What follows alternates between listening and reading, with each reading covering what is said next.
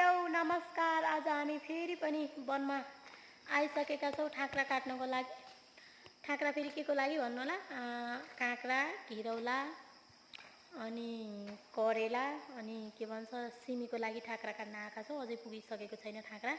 धेरै छ नि त बारी हाम्रो, करेसा बारी धेरै ठुलो छ, त्यो भएर धेरै नै ठाक्रा चाहिन्छ साथीहरु। देख्न सक्नुहुन्छ बहिनीले ठाक्रा काटिरहेछिन्। अब म त ब्लकर नै भइहाले, तर होइन मैले नि काट्छु। माथि यस्तो रुखमा जान्छु म अहिलेलाई। माथि देख्न सक्नुहुन्छ हाँगाहरू खासै छैन नि त रुखमा, त्यो भएर रुखमा चढेको छैन म अहिलेलाई साथीहरु।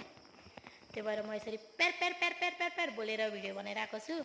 तपाईहरुले स्किप नगरिकन हेरिदिनुहुन्छ र पो मैले भिडियो बनाउँछु त साथीहरु। देख्न सक्नुहुन्छ हाँगा ल्याएर फर्किँदैछौँ साथीहरु। अब हामी डाइरेक्ट कहाँ जान्छु म भन्दाखेरि बारीमा। देख्न सक्नुहुन्छ सिस्नो मेहनत गर्ने हो भने त सहरमा पनि मिठो मिठो तरकारीहरू, अर्गानिक तरकारीहरू फलाउन सकिन्छ नि। यता देख्न सक्नुहुन्छ सिमी फलेको यस्तो छ साथीहरु। ल हेर्नु सिमी फलेको, यो टटरम्म फलेको यो सिमी हो साथीहरु। मकै यति सानो छ भने कोही मकै अब त्यत्रो भइसकेको छ।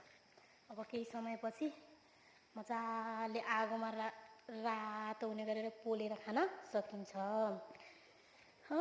मेहनत गर्नुपर्छ साथीहरु। अर्गानिक खाना आफ्नै बारीमा, सानो बारीमा भए पनि, एउटा गमलामा भए पनि फलाउन सकिन्छ के। देख्न सक्नुहुन्छ, हेर्नु त यो काँक्रो यति ठुलो।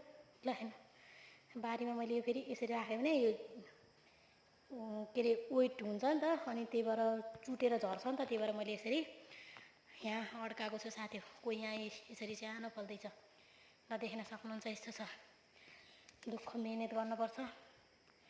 बन्दा त अब कति बन्दा त सम्ति सक्यो, अब धेरै छैन। करेला यत्रो सिमी लटरम्म भएको छ साथीहरु।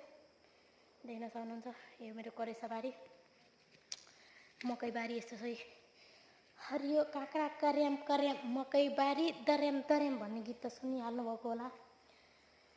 हे हो साथीहरु, देख्न सक्नुहुन्छ यति दुःख कष्ट गरेर भिडियो पनि बनाएका छौँ, साथसाथै आफ्नो कामलाई पनि निरन्तरता दिइराखेका छौँ साथीहरु। आशा छ तपाईहरुले एकदमै धेरै माया र साथ दिनुहुन्छ भन्ने एकदमै आशा छ। यो मकै फेरि यति ठुलो भइसक्यो। माथि छ नि त्यो मेरो कुखुराको फार्म हो क्या साथीहरु। कुखुरा ब्रोइलरको कुखुरा हाल्ने, ब्रोइलरको कुखुरा ट्याक्क लाएर 45 दिनसम्म हुर्काउने, अनि त्यसपछि चडम्म त्यसको सापडा काटेर मजाले तेलमा पर भुटेर अनि दडम्म लुस्ने। त्यही भएर मेहनत गर्नुपर्छ, दुःख गर्नुपर्छ, सबै कुरो हुन्छ। यसलाई चिन्नुहुन्छ कि चिन्नुहुन्न? यो रुख टमाटर हो। रुख टमाटर देख्न सक्नुहुन्छ कसरी फल्यो।